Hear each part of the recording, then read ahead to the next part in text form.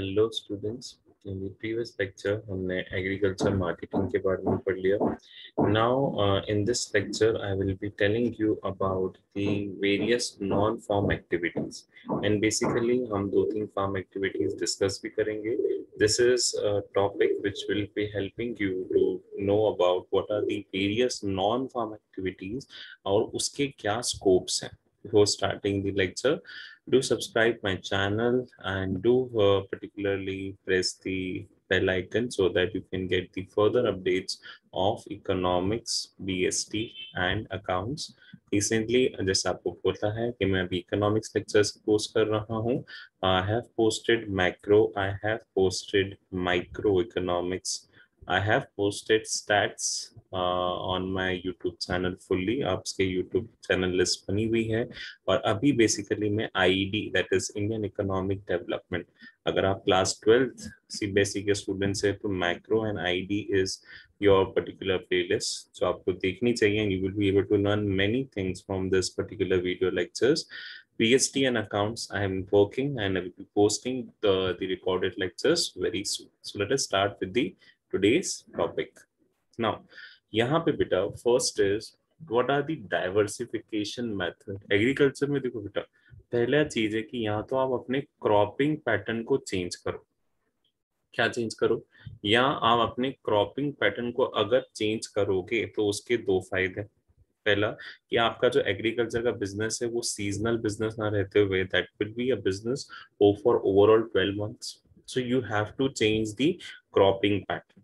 Secondly, shifting of the labor force from the farming and non-farm. मतलब farming activities करो लेकिन साथ ही साथ आपको नॉन फार्म एक्टिविटीज भी स्टार्ट करनी पड़ेगी जिसका बेनिफिट आपको मिलेगा बेटा. फार्म एक्टिविटीज फार्मर्स को दे रही है, नॉन फार्म एक्टिविटीज भी फार्मर फार्मिंग एक्टिविटीज के साथ कंटिन्यू कर सकते हैं और उससे अपनी इनकम को बढ़ा सकते हैं, उससे अपना रिस्क रिड्यूस कर सकते हैं. There are various benefits for doing non farm activities. So यहाँ पे एग्रीकल्चर में अगर डाइवर्सिफिकेशन लेके आना है तो पहली चीज है कि या तो अपने क्रॉपिंग पैटर्न चेंज करिए या फिर अपनी लेबर फोर्स को शिफ्ट करिए. कहाँ पे शिफ्ट करना है? I have to shift it from farm activities to the non-farm activities.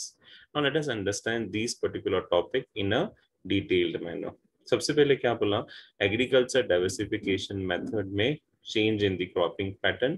Farmers are shifting from growing one crop to a multiple variety crops. For example, from growing food crops to cash crops or commercial crops. आप सिर्फ food crops ना focus करते हुए commercial crops पे focus करिए in the off season. Okay जब आपका season है that I have to grow particular food crop and अगर ऑफ सीजन चल रहा है तो आप हो सकता है कि आप कमर्शियल क्रॉप भी ग्रो कर सकते हो. You have to go for multiple cropping system. इसको बोला जाता है बेटा मल्टीपल क्रॉपिंग सिस्टम. अपन ने particularly we have studied what is multiple cropping system in the below classes. You are knowing, so farmer has to shift from one crop towards the multiple variety of crops. Secondly, for example, from growing food crops to cash crops, already told to you. अब second यहाँ पे क्या बोल रहा है कि labor force को shift करना है. कहाँ से shift करना है? I have to shift the labor force from the farm activities to non-farm.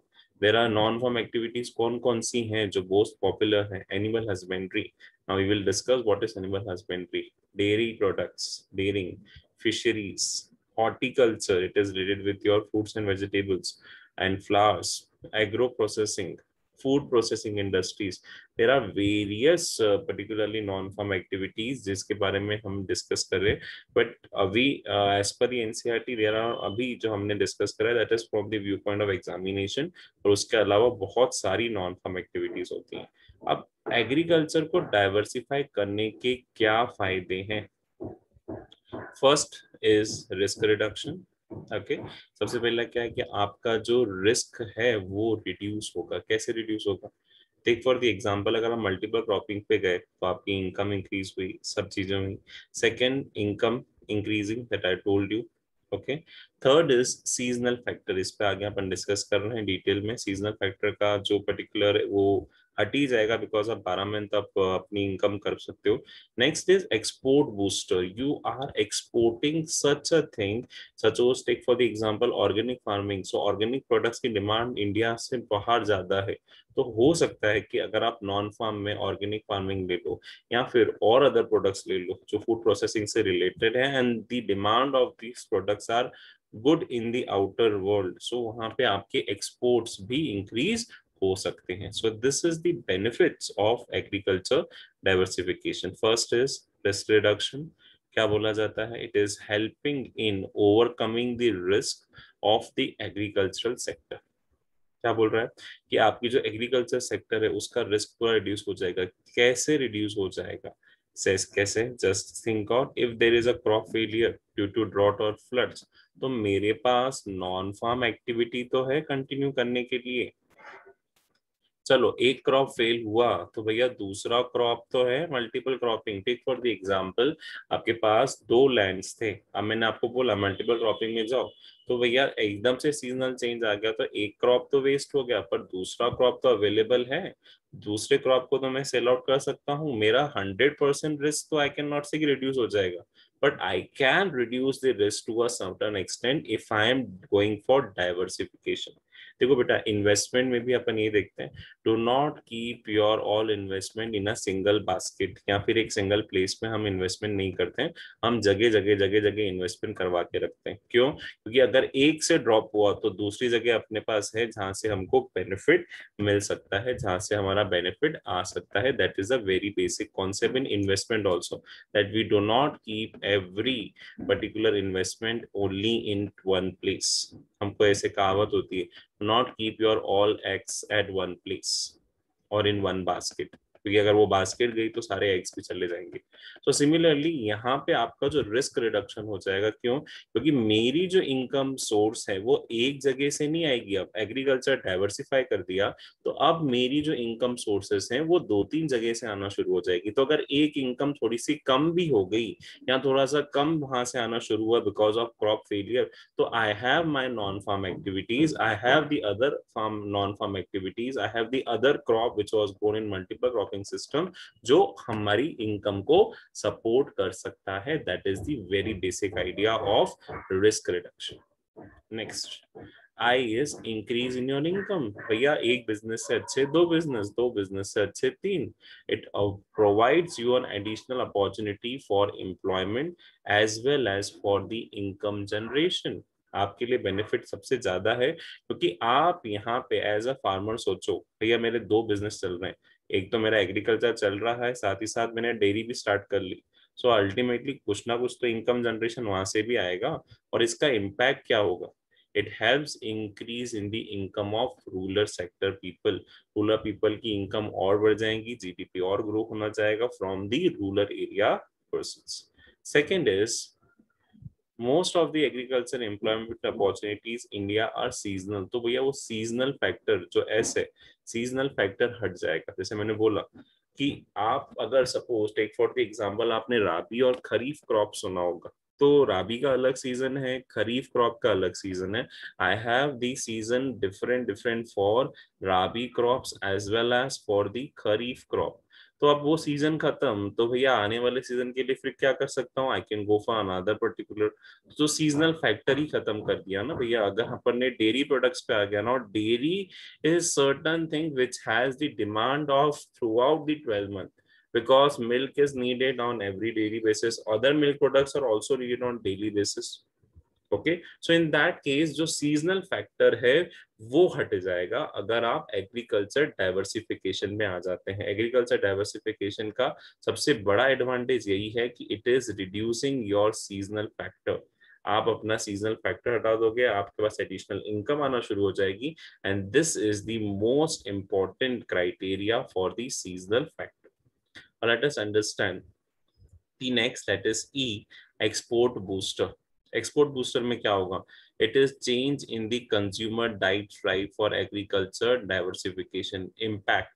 आपके पास न्यू एक्सपोर्ट अपॉर्चुनिटीज आएंगी for life stock, for horticulture and for particularly other products. So यहाँ पे सिंपली बोला है कि there are many products which are produce only in India, जो India ही बना रहा है और वो प्रोड्यूस प्रोडक्ट्स हम एक्सपोर्ट कर सकते हैं और उससे अच्छी खासी इनकम अर्न कर सकते हैं. So agriculture diversification is focusing on this particular thing also, that we can focus on export booster. Next, what are the non-farm activities जो हम डिस्कस करेंगे? See, the non-farm activities जो हम यहाँ पे डिस्कस करेंगे, first non-farm activity is animal husbandry, second is dairy, third fisheries, fourth is horticulture and fifth is information technology जो हम इस पर्टिकुलर सेशन में डिस्कस कर रहे हैं. वहां पे अभी मैंने सिर्फ एनिमल हस्बेंड्री और डेयरी पे करा है. फिशरीज फोकस फिशरीज पे अगर हो जाएगा, अदरवाइज ये लेक्चर बढ़ जाता और बहुत बोरिंग हो जाता है to listen for 30 minutes lecture. So I am focusing here only on animal husbandry and dairy. Now आपको जान की बहुत पर्टिकुलरली एक्साइटमेंट होगी that India is the world largest producer regarding milk. Milk production में India सबसे top पे चल रहा है, आगे बताएगा. नॉन फॉर्म एरियाज में फिशरीज, fishes से related, dairy is again with the particularly dairy animals. Next is horticulture, it is related with your fruits, flowers and other things. Animal husbandry is again helpful, उससे बहुत सारे अपने products आ सकते हैं. And last one is information technology. Information technology is also a non-farm particular activity. Now एक एक करके इस पे डिस्कशन स्टार्ट करते हैं. सो एनिमल हस्बेंड्री और livestock farming. What is animal husbandry? First, animal husbandry यहाँ पे बोला जाती है that branch of agriculture which is concerned with breeding, rearing and caring of farm animals. अब फार्म एनिमल्स में कौन कौन से आ जाते हैं? It includes goats, it includes cattles, it includes goose, again it includes duck. And what are the benefits? See, animal husbandry से ultimately ये जो आप animal rearing कर रहे हो, इनके जो products हैं they are very much helpful, and after the using of these products you can generate a increase income stability. आपकी जो इनकम स्टेबिलिटी है वो बढ़ जाएगी. किसके कारण? Because of the animal husbandry. Next, food security availability हो जाती है बेटा. What is food security? आपके पास secured food as per the income is increasing, so you are safely been secured. Third is it is providing women employment opportunities. देखा गया है animal husbandry में majorly employments are given to the women also. Women are supporting and transportation becomes fast. सी, एक for the example मैंने animal husbandry के लिए अपना particularly kettles को ब्रीड कर रहा हूँ. अब उन्हीं कैटल्स को मैं यूज कर रहा हूँ for transporting from one place to another. So transportation के लिए भी आप एनिमल्स को यूज कर सकते हो. सो इन दैट केस यहाँ पे animal husbandry simply livestock farming के ऊपर है. Cattles can be use, goats can be use, ducks, goose and there are many other farm animals जिनसे आप एक्स्ट्रा प्रोडक्ट्स निकलवा सकते हो. Poultry farming is also a kind of animal husbandry only. वहाँ पे भी you are focusing on particularly hens, and उससे जो आपके eggs आ रहे हैं उनसे आप अपनी income earn कर रहे हो. That is also a type of animal husbandry. Now moving on to the next is dairy. Now what does dairy means? It is again that branch of agriculture which involves breeding, raising and utilization of dairy animals for production of milk and the various dairy products from it.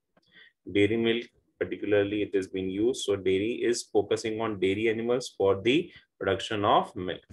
अब India का milk production अगर compare किया जाए बेटा, so India is the world largest producer regarding the milk production. ये 2016-17 के record से. हो सकता है कि इसमें आगे अभी चेंजेस आ गया हो, although there is a second competitor in front of you.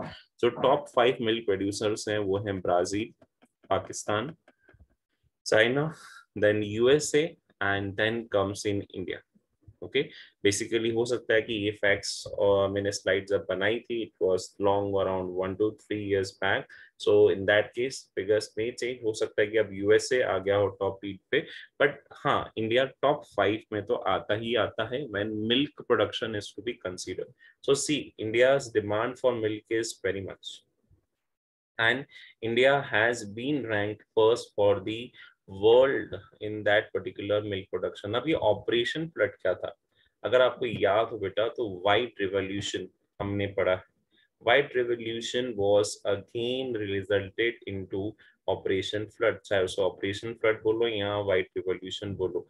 Green revolution तो अपन ने पढ़ाई है, that was the production of wheat and the other particularly basic elements wheat and rice at the time of this particular period. तो operation flood के कारण ही और व्हाइट रिवॉल्यूशन के कारण, meaning particularly they are uses as interchangeably, ये जो थी इनके कारण ही इंडिया टॉप में आया and India has been ranked first for the world milk production. That is the basic reason.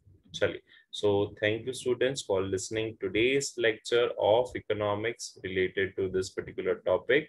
I hope you are able to understand this particular topic. If you have any doubts, you can DM me on Insta and Facebook. I'm available. Do subscribe my YouTube channel and do press the bell icon for further updates and getting updates on economic, PhD and accountancy. Thank you students for listening today's lecture. Have a good day.